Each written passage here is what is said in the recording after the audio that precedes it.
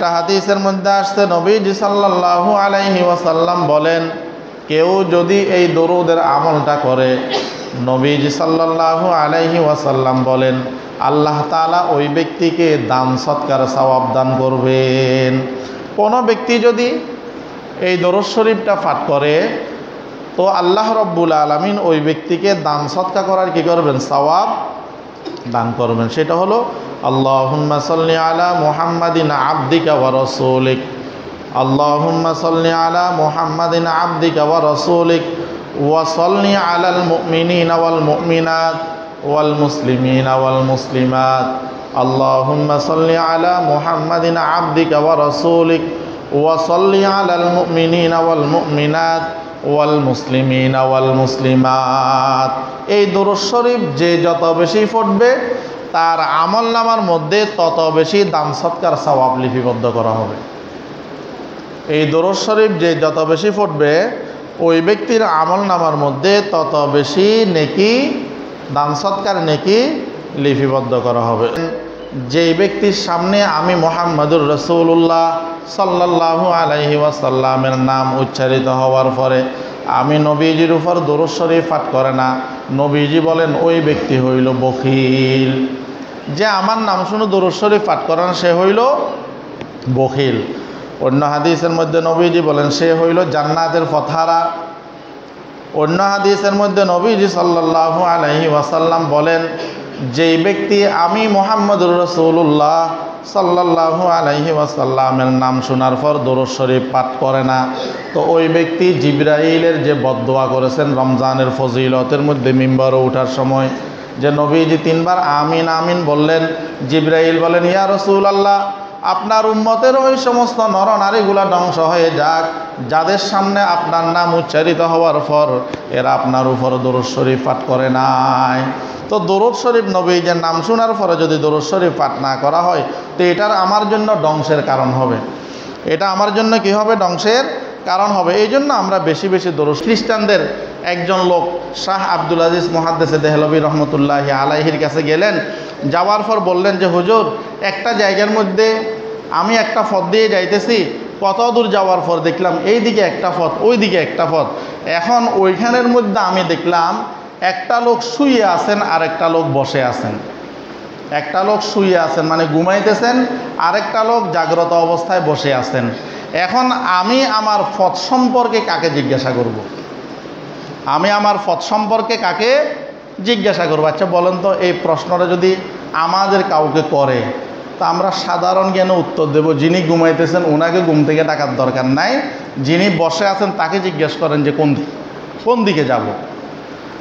এখন এই প্রশ্নটা করার পরে শাহ আব্দুল আজিজ মুহাদ্দিস দেহলভী রহমতুল্লাহি আলাইহি বলেন যে যিনি ঘুমিয়ে আছেন প্রশ্নটা তাকেই করতে হবে, যিনি বসে আছেন উনি ওনার প্রশ্নের জন্য ওইখানে বসে আছেন। এই কথা। আসসালামু আলাইকুম ওয়া রাহমাতুল্লাহি ওয়া বারাকাতুহু।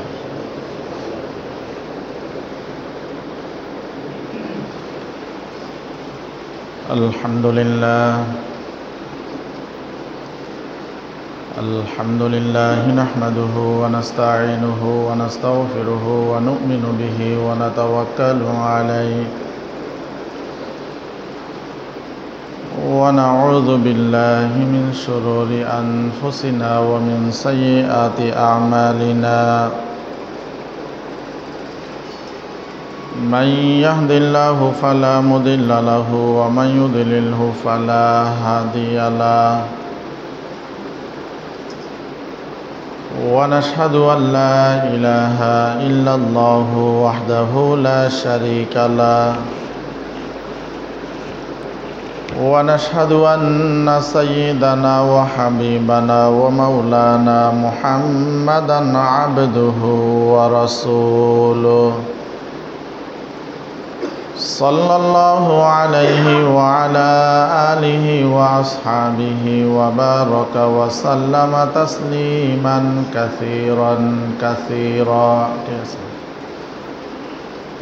أما بعد فأعوذ بالله من الشيطان الرجيم بسم الله الرحمن الرحيم إن الله وملائكته يصلون على النبي يا أيها الذين آمنوا صلوا عليه وسلموا تسليما قال النبي صلى الله عليه وسلم من صلى علي صلاة واحدة صلى الله عليه بها عشرا أو كما قال النبي عليه الصلاة والسلام محبت الشهيد درود شريف اللهم صل على محمد وعلى آل محمد كما صليت على إبراهيم وعلى آل إبراهيم إنك حميد مجيد اللهم بارك على محمد وعلى آل محمد كما باركت على إبراهيم وعلى آل إبراهيم إنك حميد مجيد اللهم صل على محمد عبدك ورسولك وصل على المؤمنين والمؤمنات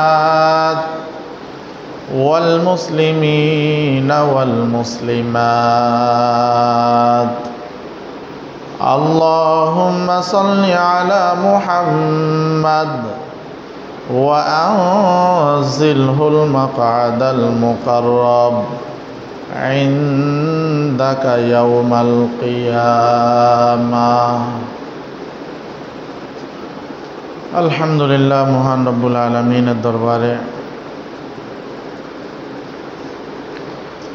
অসংখ্য অগণিত শুকরিয়া যে মহান রব্বুল আলামিন আমাদেরকে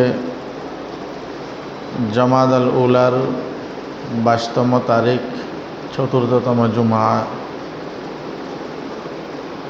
জুমার নামাজ পড়ার উদ্দেশ্যে মসজিদে আসার বসার যার যতটুকু সম্ভব হয়েছে ইবাদত বন্দেগী করার পর প্রতি জুমার নিয়ে সংক্ষিপ্ত সময়ে কিছু কথা বলার নিয়তে শোনার নিয়তে আল্লাহ রব্বুল আলামিন একত্রিত হওয়ার তৌফিক দান করেছেন শুকরিয়া আদায় করি আলহামদুলিল্লাহ লক্ষ কোটি দরুদ ও সালামের হাদিয়া তাজদারে মদিনা সাইয়্যিদুল মুরসালিন ইমামুল আম্বিয়া খাতামুন নবিয়্যিন শফিউল মুজনবিন সাহেবে কাউসার জনাব মুহাম্মদুর রাসূলুল্লাহ সাল্লাল্লাহু আলাইহি ওয়াসাল্লামের উপর গত জুমাতে আমরা অহংকারের পরিণাম সম্পর্কে আলোচনা করেছিলাম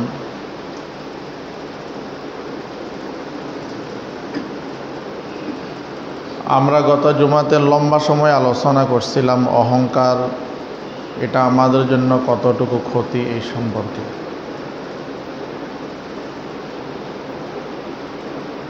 অহংকার থেকে বাঁচার কতগুলো পদ্ধতি আছে তন্মধ্য হতে 1 নম্বর পদ্ধতি হলো নিজেকে বিনয়ী হওয়া নিজেকে বড় মনে না করে নিজে কি হওয়া বিনয়ী হওয়া 2 নম্বর হলো বেশি বেশি আল্লাহ তাআলার জিকির করা আল্লাহ তাআলার জিকির করলে আমাকে আমার অন্তর থেকে আমার মধ্যে যে আমিত্ব ভাব আমি বড় যে ভাবটা আমাদের মধ্যে থাকে আল্লাহ রাব্বুল আলামিনের জিকিরের মাধ্যমে সেই আমিত্ব বড়ত্ব আমাদের অন্তর থেকে দূর করে দিবেন 3 নম্বর হলো অহংকার থেকে বাঁচার উপায়। 3 নম্বর হলো অন্যদের প্রতি শ্রদ্ধাশীল হওয়া। অন্যদের প্রতি শ্রদ্ধাশীল হওয়া এটাও অহংকার থেকে বাঁচার উপায়। নাম্বার 4, নিজের থেকে যারা বেশি সফল হয়েছে এমন ব্যক্তিদের দিকে তাকানো। যারা আমার থেকে বেশি সফল হয়েছে এমন ব্যক্তিদের দিকে তাকানো। যারা আমার থেকে সফলতার দিক থেকে কম এদের দিকে আমরা তাকাবো না। এদের দিকে তাকাইলে কি হবে? অহংকার আসবে। এই জন্য অহংকার থেকে বাঁচার 4 নম্বরের নিয়ম হলো, উপায় হলো, নিজের থেকে যারা বেশি সফল আমরা এদের দিকে তাকাবো। 5 নম্বর হলো আল্লাহ রব্বুল আলামিনের সাহায্য কামনা করা। আল্লাহ তাআলার দরবারে দোয়া করা, আয় আল্লাহ আপনি আমার অন্তর থেকে অহংকার দূর করে দিন, দোয়া করা। 5 নম্বর হলো অহংকার থেকে বাঁচার উপায় হলো বেশি বেশি সালাম দেওয়া। হাদিসের মধ্যে নবীজি সাল্লাল্লাহু আলাইহি ওয়াসাল্লাম এরশাদ করেন, ক্বালান নাবিয়্যু সাল্লাল্লাহু আলাইহি ওয়াসাল্লাম, ক্বালান নাবিয়্যু সাল্লাল্লাহু আলাইহি ওয়াসাল্লাম, আল বাদিউস সালাম বারিউম মিনাল কিবির। আমার আপনার নবী মুহাম্মদুর রাসূলুল্লাহ সাল্লাল্লাহু আলাইহি ওয়াসাল্লাম বলেন, যারা আগে সালাম দেয় তারা অহংকার থেকে পবিত্র হয়ে যায়। তো অহংকার থেকে বাঁচার 6 নম্বর উপায় হলো আমরা কি দেব? সালাম দেব। হাদিসের মধ্যে সালামের অনেক ফজিলত বর্ণনা করেছেন। নবীজি সাল্লাল্লাহু আলাইহি ওয়াসাল্লাম বলেছেন, আসসালামু ক্বাবলাল কালাম, আগে সালাম দাও তারপরে কথা বলো। কিন্তু আমরা তো আগে কথা বলি তারপরে সালাম দিই, এটা সুন্নত পরিপন্থী। একজন মুসলমানের সহিত দেখা হলে পরিচিত হোক অপরিচিত হোক, নবীজি সাল্লাল্লাহু আলাইহি ওয়াসাল্লাম বলেছেন সালাম দাও, সালামের প্রচার প্রসার করো। হাদিসের মধ্যে নবীজি সাল্লাল্লাহু আলাইহি ওয়াসাল্লাম সালামের অনেক ফজিলত বর্ণনা করেছেন। আমার আপনার নবী মুহাম্মদুর রাসূলুল্লাহ সাল্লাল্লাহু আলাইহি ওয়াসাল্লাম বলেন, তুমি ততক্ষণ পর্যন্ত জান্নাতে প্রবেশ করতে পারবে না যতক্ষণ পর্যন্ত তোমার ঈমান পরিপূর্ণ হবে না। যতক্ষণ পর্যন্ত ঈমান পরিপূর্ণ হবে না ততক্ষণ পর্যন্ত জান্নাতে প্রবেশ করতে পারবে না। এরপরে নবীজি সাল্লাল্লাহু আলাইহি ওয়াসাল্লাম বলেন, ঈমানের পরিপূর্ণতা আসে একজন আরেকজনকে মুহাব্বতের মাধ্যমে, ভালোবাসার মাধ্যমে। নবীজি সাল্লাল্লাহু আলাইহি ওয়াসাল্লাম বলেন, হে আমার সাহাবায়ে কেরাম, হে আমার উম্মতের নরনারী, আমি কি তোমাদেরকে বলে দেব কিসের মাধ্যমে মুহাব্বত তৈয়ার হয়, ভালোবাসা তৈয়ার হয়? সাহাবায়ে কেরাম বলেন, ইয়া রাসূলুল্লাহ বলে দিন। তো নবীজি সাল্লাল্লাহু আলাইহি ওয়াসাল্লাম বলেন, একজন আরেকজনকে সালাম দিলে সালামের মাধ্যমে মুহাব্বত তৈয়ার হয়, মুহাব্বতের মাধ্যমে ঈমানের পরিপূর্ণতা আসে, ঈমানের পরিপূর্ণতা আসলে ওই ব্যক্তি জান্নাতে প্রবেশ করবে। তো এইভাবে সালামের অনেক কি আছে, ফজিলত আছে। তো আমার যেহেতু আলোচ্য বিষয় সেটা নয়, আমি সেদিকে যাব না। তো নবীজি সাল্লাল্লাহু আলাইহি ওয়াসাল্লাম বলেছেন, যারা আগে সালাম দেয় তারা অহংকার থেকে কি পবিত্র। যারা আগে সালাম দেয় তারা অহংকার থেকে পবিত্র। তো এই জন্য অহংকার থেকে বাঁচার 6 নম্বর উপায় হলো আমরা সালাম দেব। আমরা কি করব? সালাম দেব, একে অপরকে আমরা সালাম দেব। এই সালামের মাধ্যমে আমাদের অন্তর থেকে অহংকার দূর হবে। সালামের মাধ্যমে আমাদের অন্তর থেকে অহংকার কি হবে? দূর হবে। আল্লাহ তাআলা আমাদের সবাইকে অহংকার মুক্ত জীবন যাপন করার তৌফিক দান করুক, আমিন। আমি খুতবার শুরুতে কোরআনুল কারীমের সূরা আহজাফের 56 নম্বর আয়াতে কারিমা তেলাওয়াত করেছি। যে আয়াতে কারিমা আমাদের সকলের জানা, সকলের পরিচিত একটি আয়াত। কারণ প্রতি জুমাতে দ্বিতীয় খুতবার মধ্যে এই আয়াতে কারিমা আমরা তেলাওয়াত করি। আল্লাহ রাব্বুল আলামিন বলেন, ইন্নাল্লাহা ওয়া মালাইকাতাহু ইউসাল্লুনা আলান নাবী ইয়া আইয়ুহাল্লাযীনা আমানু সাল্লু আলাইহি ওয়া সাল্লিমু তাসলিমা। এই আয়াতের মধ্যে আল্লাহ রাব্বুল আলামিন বলেন, নিশ্চয় আল্লাহ তাআলা এবং ফেরেশতারা মুহাম্মদুর রাসূলুল্লাহ সাল্লাল্লাহু আলাইহি ওয়াসাল্লামের উপর দরুদ পড়ে থাকেন। নিশ্চয় আল্লাহ তাআলা এবং ফেরেশতারা মুহাম্মদুর রাসূলুল্লাহ সাল্লাল্লাহু আলাইহি ওয়াসাল্লামের উপর দরুদ পড়ে থাকেন। আমরা যতবার নবীজি সাল্লাল্লাহু আলাইহি ওয়াসাল্লামের নাম শুনব ততবার আমরা পড়ব সাল্লাল্লাহু আলাইহি ওয়াসাল্লাম। যতবার শুনব ততবার আমরা কি পড়ব? সাল্লাল্লাহু আলাইহি ওয়াসাল্লাম। নবীজির উপর দরুদ শরীফ পাঠ করা এটাও ঈমানের একটা অঙ্গ। নবীজির উপর দরুদ শরীফ পাঠ করা এটাও ঈমানের একটা কি অংশ, ঈমানের একটা অঙ্গ। এই জন্য আমরা যখনই আমার আপনার নবী মুহাম্মদুর রাসূলুল্লাহ সাল্লাল্লাহু আলাইহি ওয়াসাল্লামের নাম শুনব তখনই আমরা পড়ব কি? সাল্লাল্লাহু আলাইহি ওয়াসাল্লাম। সবাই বলেন সাল্লাল্লাহু আলাইহি ওয়াসাল্লাম। ইনশাআল্লাহ আল্লাহ তাআলা আমাদের তৌফিক দান করুক। তো আল্লাহ রাব্বুল আলামিন বলতেছেন, নিশ্চয় আল্লাহ এবং ফেরেশতারা মুহাম্মদুর রাসূলুল্লাহ সাল্লাল্লাহু আলাইহি ওয়াসাল্লামের উপর দরুদ পড়ে থাকেন। এরপরে আল্লাহ তাআলা বলেন, ইয়া আইয়ুহাল্লাযীনা আমানু, হে ঈমানদারেরা, হে বিশ্বাসীরা, সাল্লু আলাইহি ওয়াসাল্লিমু তাসলিমা, তোমরাও আমার হাবিব মুহাম্মদুর রাসূলুল্লাহ সাল্লাল্লাহু আলাইহি ওয়াসাল্লামের উপর দরুদ পড়ো এবং সালাম পাঠো। দরুদ পড়ো এবং কি করো? সালাম প্রেরণ করো।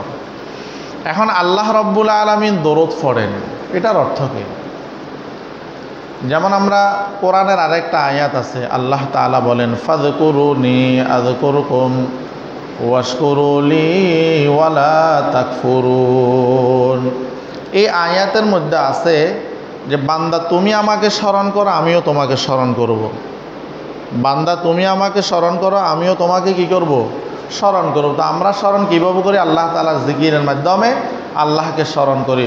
তো আল্লাহকে আমাদের নাম ধরে ধরে স্মরণ করেন না, আমরা আল্লাহকে স্মরণ করব জিকিরের মাধ্যমে, কোরআন তেলাওয়াতের মাধ্যমে, নামাজের মাধ্যমে, তসবিহ তাহলিলের মাধ্যমে। আর আল্লাহ তাআলা আমাদের স্মরণ কীভাবে করবেন? আমার যাবতীয় প্রয়োজন যেটা আছে সেটা আল্লাহ রাব্বুল আলামিন ব্যবস্থা করে দিয়ে আমাদেরকে স্মরণ করবেন। আমাদের যাবতীয় হাজাত, যাবতীয় জরুরিয়াত পূরণের মাধ্যমে আল্লাহ রাব্বুল আলামিন আমাদেরকে কি করবেন? স্মরণ করবেন।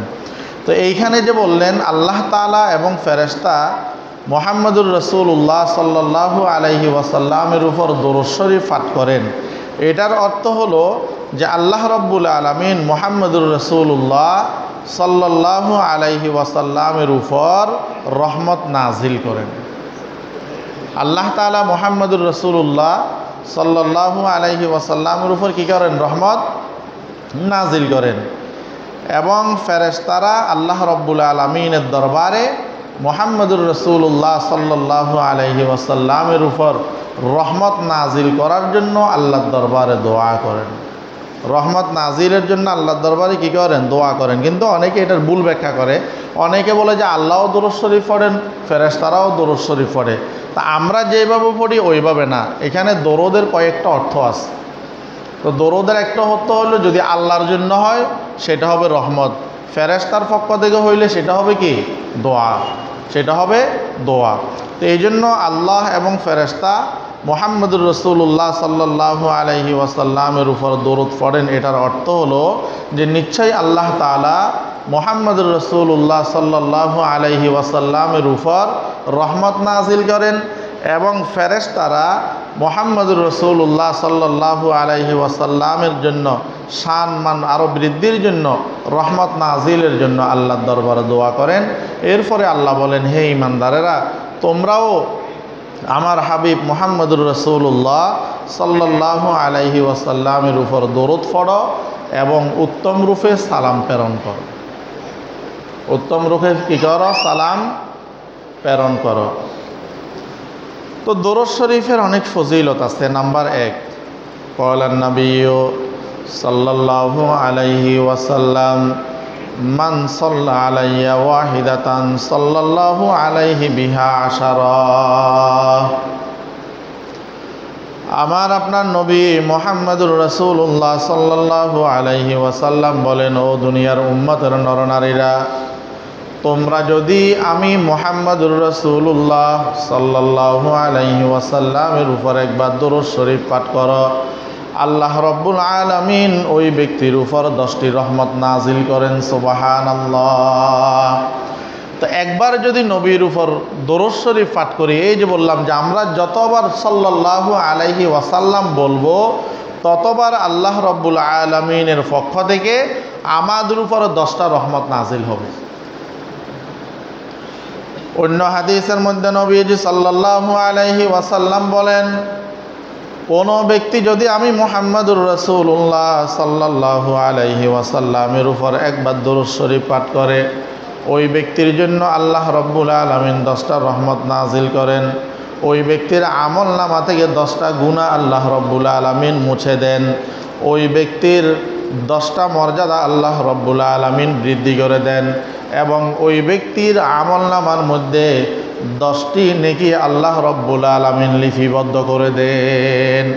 একবার দরুদের ফজিলত, শুধুমাত্র একবার দরুদের ফজিলত কি? 10টা রহমত নাজিল করে, 10টা গুনাহ ক্ষমা করে, 10টা মর্যাদা আল্লাহ রব্বুল আলামিন বৃদ্ধি করে এবং তার আমল নামার মধ্যে 10টি নেকি লিপিবদ্ধ করে দেয়। সুবহানাল্লাহ।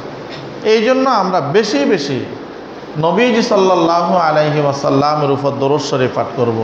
সাল্লাল্লাহু আলাইহি ওয়াসাল্লাম, সাল্লাল্লাহু আলাইহি ওয়াসাল্লাম, সাল্লাল্লাহু আলাইহি ওয়াসাল্লাম, সাল্লাল্লাহু আলাইহি ওয়াসাল্লাম, সাল্লাল্লাহু আলাইহি ওয়াসাল্লাম।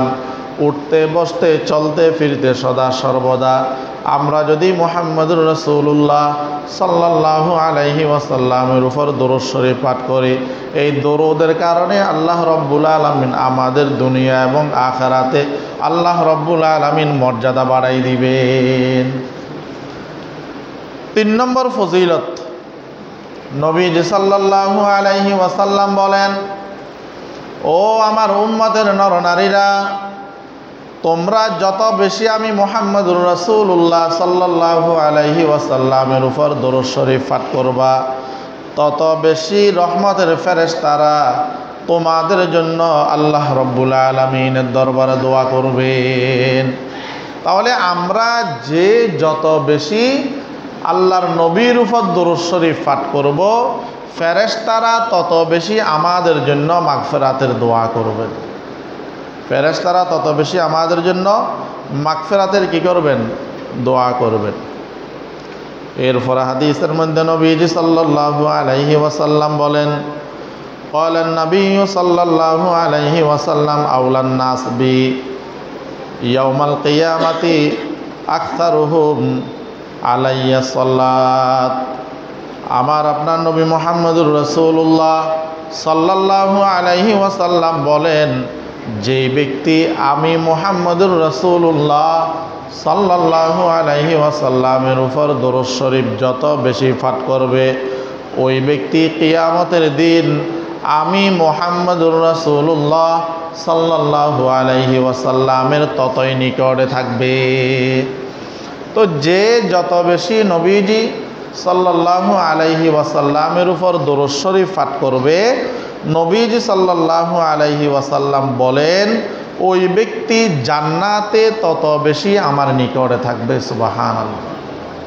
এই জন্য আমরা বেশি বেশি পড়ব সাল্লাল্লাহু আলাইহি ওয়াসাল্লাম, সাল্লাল্লাহু আলাইহি ওয়াসাল্লাম, সাল্লাল্লাহু আলাইহি ওয়াসাল্লাম, সাল্লাল্লাহু আলাইহি ওয়াসাল্লাম, সাল্লাল্লাহু আলাইহি ওয়াসাল্লাম, সাল্লাল্লাহু আলাইহি ওয়াসাল্লাম।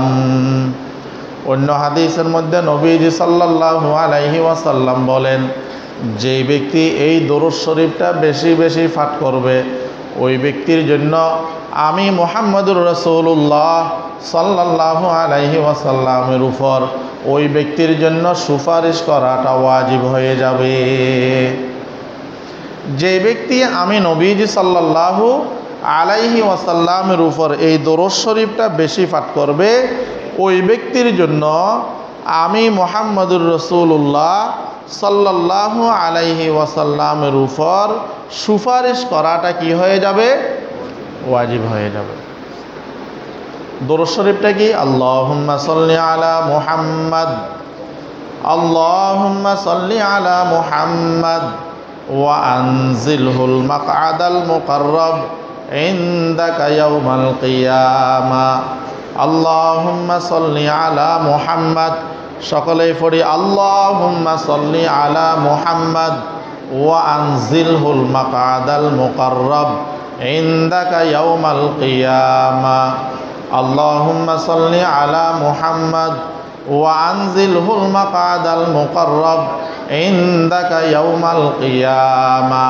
নবীজি বলেন, যেই ব্যক্তি এই দরুদ শরীফটা বেশি বেশি পাঠ করবে, ওই ব্যক্তির জন্য সুপারিশ করা আমার উপর ওয়াজিব হয়ে যাবে। সুবহানাল্লাহ।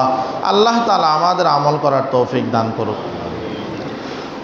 অন্য হাদিসের মধ্যে নবীজি সাল্লাল্লাহু আলাইহি ওয়াসাল্লাম বলেন, যেই ব্যক্তি আমি মুহাম্মদুর রাসূলুল্লাহ সাল্লাল্লাহু আলাইহি ওয়াসাল্লামের উপর দরুদ শরীফ পাঠ করবে, ওই ব্যক্তির নেক যত উদ্দেশ্য আছে, ভালো যত আশা আকাঙ্ক্ষা আছে, আল্লাহ রব্বুল আলামিন ওই ব্যক্তির সকল নেক উদ্দেশ্যগুলো আল্লাহ রব্বুল আলামিন পূরণ করে দিবেন।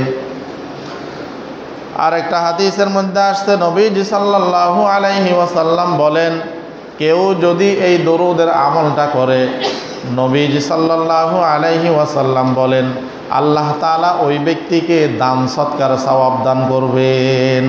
কোনো ব্যক্তি যদি এই দরুদ শরীফটা পাঠ করে, তো আল্লাহ রব্বুল আলামিন ওই ব্যক্তিকে দান সৎকার করার কি করবেন? সওয়াব দান করবেন। সেটা হলো আল্লাহুম্মা সাল্লি আলা মুহাম্মাদিন আবদিকা ওয়া রাসূলিক, আল্লাহুম্মা সাল্লি আলা মুহাম্মাদিন আবদিকা ওয়া রাসূলিক ওয়া সাল্লি আলাল মুমিনিনা ওয়াল মুমিনাত ওয়াল মুসলিমিনা ওয়াল মুসলিমাত, আল্লাহুম্মা সাল্লি আলা মুহাম্মাদিন আবদিকা ওয়া রাসূলিক ওয়া সাল্লি আলাল মুমিনিনা ওয়াল মুমিনাত ওয়াল মুসলিমিনা ওয়াল মুসলিমাত। এই দরুদ শরীফ যে যত বেশি পড়বে, তার আমলনামার মধ্যে তত বেশি দান সৎকার সওয়াব লিপিবদ্ধ করা হবে। এই দরুদ শরীফ যে যত বেশি পড়বে, ওই ব্যক্তির আমলনামার মধ্যে তত বেশি নেকি, দান সৎকার নেকি লিপিবদ্ধ করা হবে। এখন আমরা যে যেখানেই দরুদ শরীফ পাঠ করি, আল্লাহ রব্বুল আলামিনের কিছু ফেরেশতা আছে, এই ফেরেশতার মাধ্যমে আমার আপনার দরুদ পাঠের আমলটা মুহাম্মদুর রাসূলুল্লাহ সাল্লাল্লাহু আলাইহি ওয়াসাল্লামের রওজায়ে আতহারে পৌঁছে দিবেন। ক্বালান নবী সাল্লাল্লাহু আলাইহি ওয়াসাল্লাম, ইন্না লিল্লাহি ফিল আরদি মালাইকা সায়াহিনা ইউবাল্লিগুনি মিন উম্মাতিস সালাম। আমার আপনার নবী মুহাম্মদুর রাসূলুল্লাহ সাল্লাল্লাহু আলাইহি ওয়াসাল্লাম বলেন, এমন কিছু বিচরণকারী ফেরেশতা আছে, এই রহমতনগর মসজিদের মধ্যে যারা বসে বসে দরুদ শরীফ পাঠ করবে, এই এলাকার পাহাড় ও ঘরের মধ্যে বসে বসে যখন দরুদের আমল হবে, তখন কিছু ফেরেশতা আছে, ওই ফেরেশতা ওই ব্যক্তির নাম, ওই ব্যক্তির বাবার নাম সহ, ঠিকানা সহ মুহাম্মদুর রাসূলুল্লাহ সাল্লাল্লাহু আলাইহি ওয়াসাল্লামের রওজায় পৌঁছে দিবেন।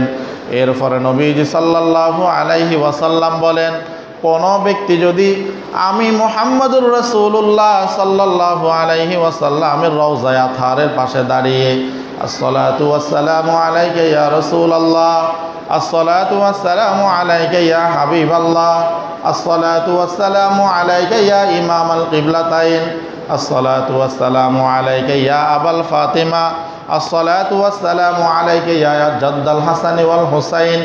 এইভাবে যারা আমি মুহাম্মদুর রাসূলুল্লাহ সাল্লাল্লাহু আলাইহি ওয়াসাল্লামের রওজায়ে আতহারের পাশে দাঁড়িয়ে সালাম দিবে, ওই ব্যক্তির সালামটা আমি নিজ কানে শুনতে পাই। সুবহানাল্লাহ।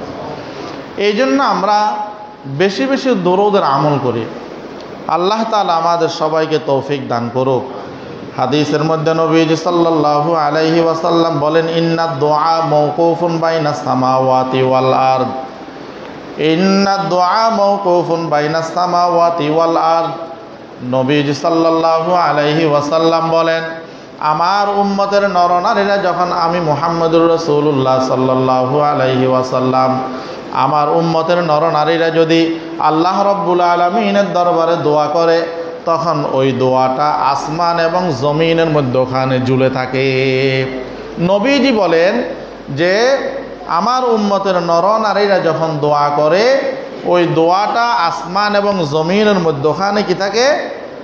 ঝুলে থাকে।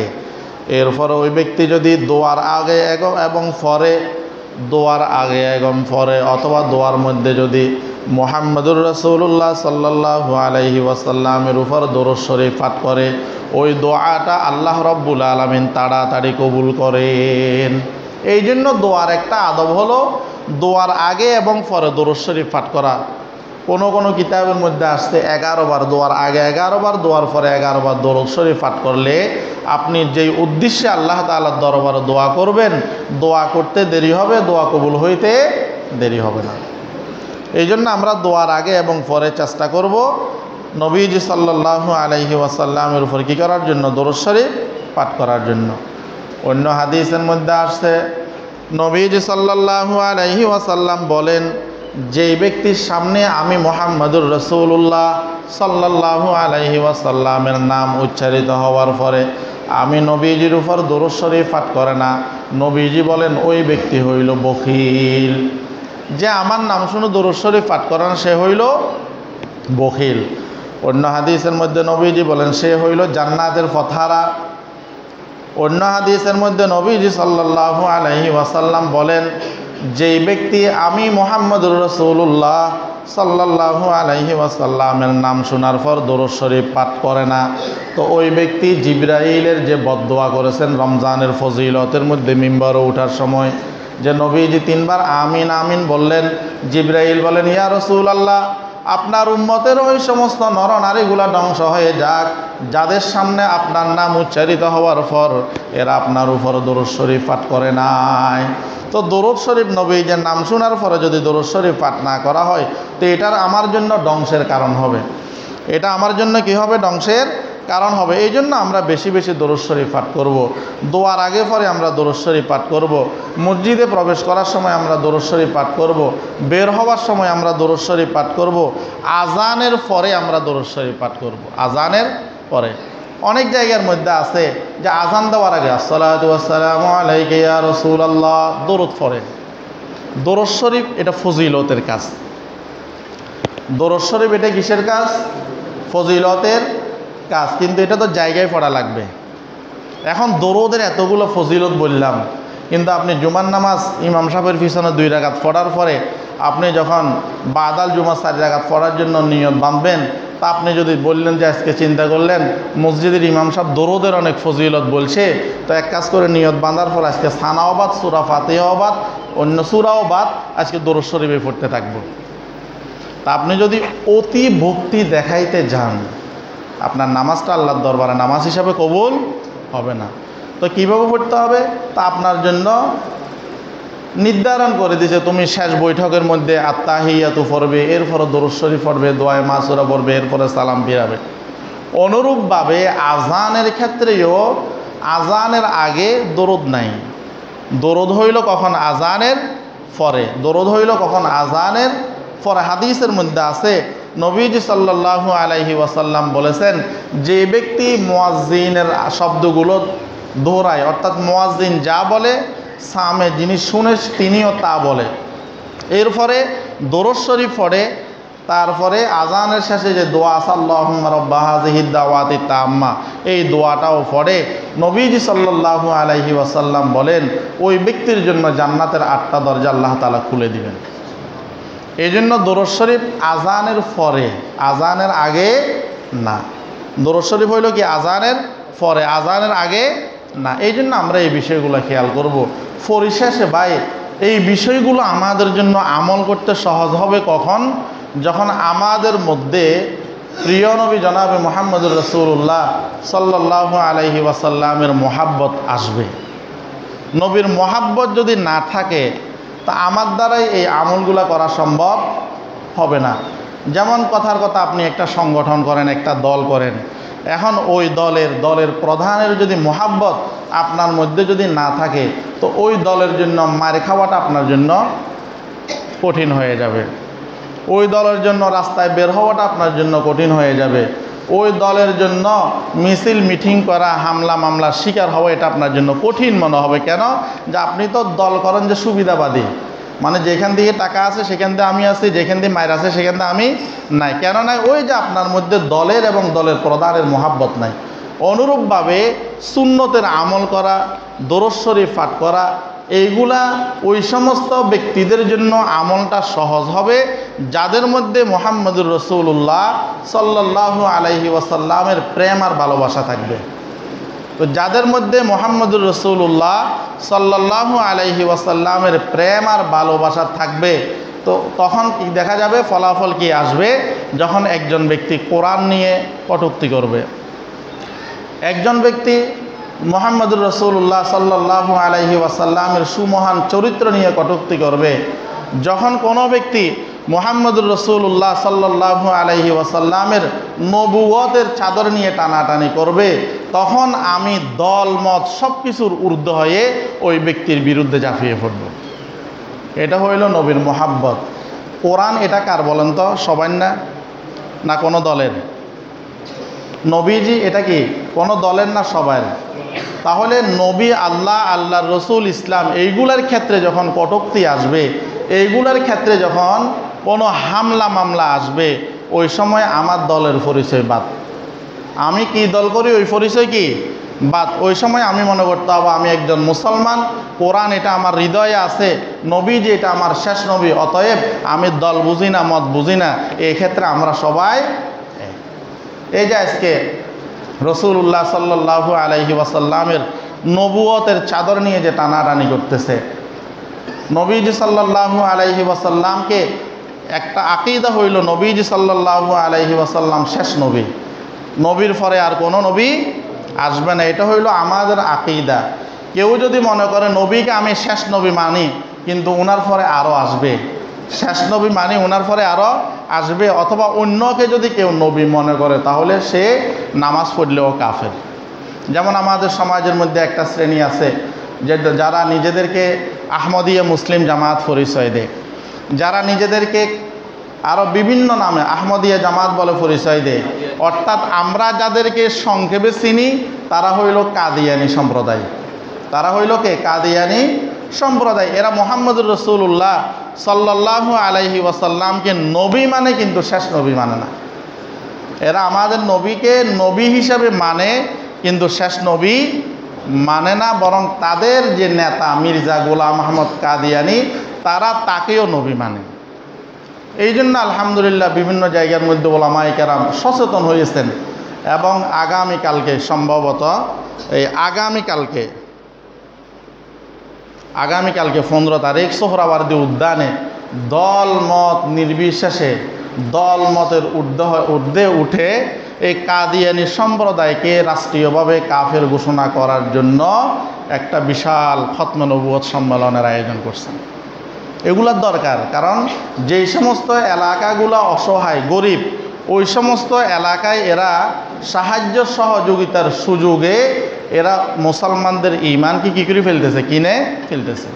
এই জন্য এদের ব্যাপারে যদি আমরা সচেতন না হই, আমরা যদি মনে করি এটা চকবাজার তো আহমদিয়া মুসলিম জামাতের একটা মসজিদ আছে, এরা তো নামাজ পড়ে, আজান দেয়, সব কিছু করে, তাহলে এরা কাফের কেমনে হয়? এদের নামও তো আমাদের নামের সাথে মিল।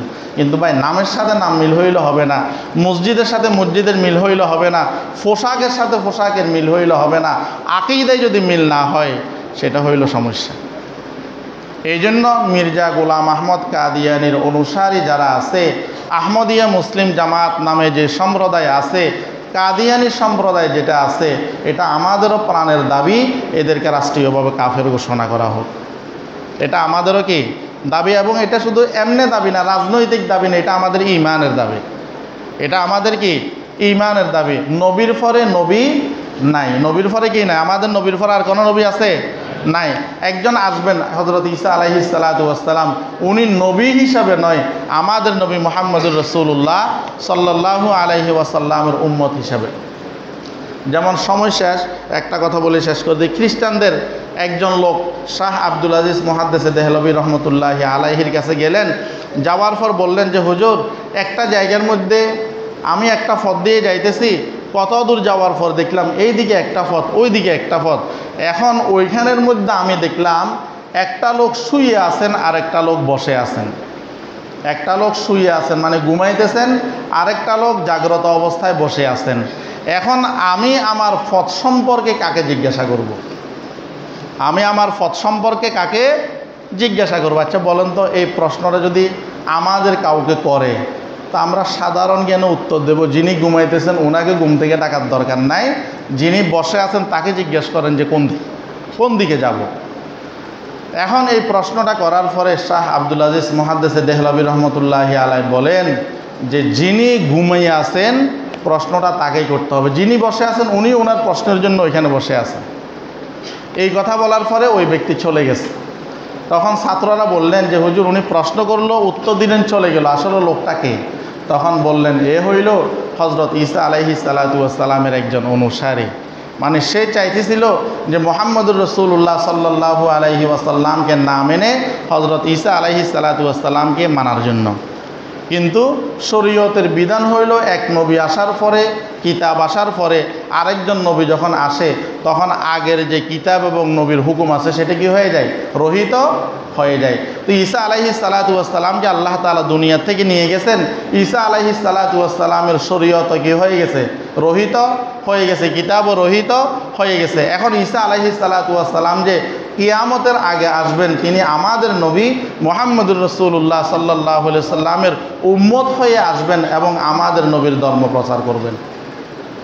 এই জন্য ভাই, আমাদের অন্তরের মধ্যে নবীর মহাব্বত, ভালোবাসা নিয়ে আমরা কী করব? বেশি বেশি নবীজি সাল্লাল্লাহু আলাইহি ওয়াসাল্লামের উপর দুরূদ শরীফ পাঠ করব।